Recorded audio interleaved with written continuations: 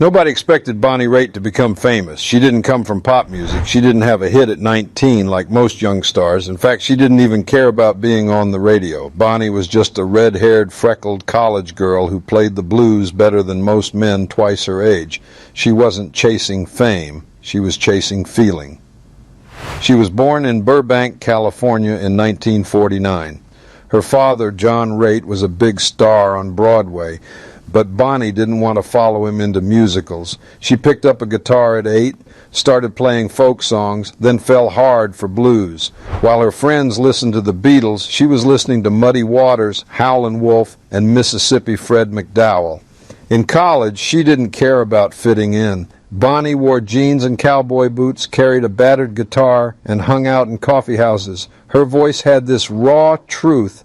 It wasn't perfect, but it made you feel something. Soon she dropped out of Harvard's Radcliffe College to play music full-time. People thought she was crazy, but she didn't care. She was following the sound in her soul. By 21, Bonnie was performing with blues legends. They didn't care that she was a white girl in a man's world. They respected her. She could play slide guitar like she was born in the Mississippi Delta. But even though she had talent, fame didn't come easy. Her first few albums were critically loved but didn't sell much. She didn't make music for the charts. She made it for the heart. Still, as the years passed, she watched others rise while her own career stayed quiet. Labels liked her but didn't know what to do with her. Bonnie didn't sell sex. She sold soul, and that made her special, but also hard to market. But Bonnie kept going. Through the 70s and 80s, she toured nonstop. She played small clubs, colleges, bars, anywhere people would listen. Sometimes there were 10 people in the crowd, but he played like it was 10,000. Her fingers bled, her voice cracked. She poured everything into the music. Still, the fame she deserved never seemed to come, and behind the scenes, something darker was growing, something that almost destroyed her forever.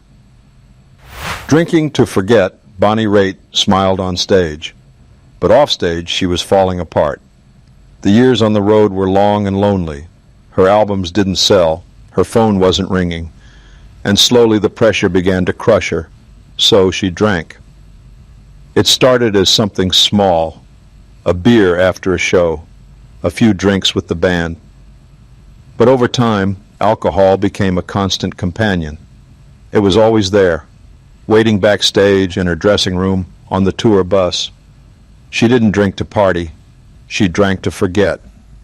Forget the failed albums. Forget the missed chances.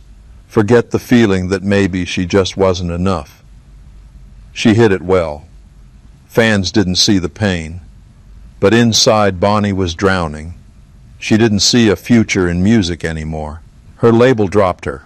Radio wouldn't play her songs. She felt invisible. Even her heroes were fading. Blues legends she loved were dying. She felt lost, like she was watching everything she built slowly disappear. By the mid-1980s, Bonnie was at her lowest. She was broke, heartbroken, tired, alone. She had friends, but she felt like a burden. People still praised her guitar playing, but that didn't fix the empty feeling inside. One night, after another forgettable show in a half-empty club, she looked at herself in the mirror and didn't recognize the person staring back. She had bags under her eyes. Her voice was rough. Her spirit was crushed. That night, she made a decision. She didn't want to die like this. She was only in her 30s, but she felt 70. Something had to change, so she quit drinking, cold turkey. No more backstage bottles, no more late-night binges. It was the hardest thing she ever did, but it saved her life. Slowly the fog lifted. She started caring again about her health, her music, and herself. She picked up her guitar, not out of habit, but out of hope. And just when it seemed like her story was over, something happened, something that would shock everyone, including Bonnie herself.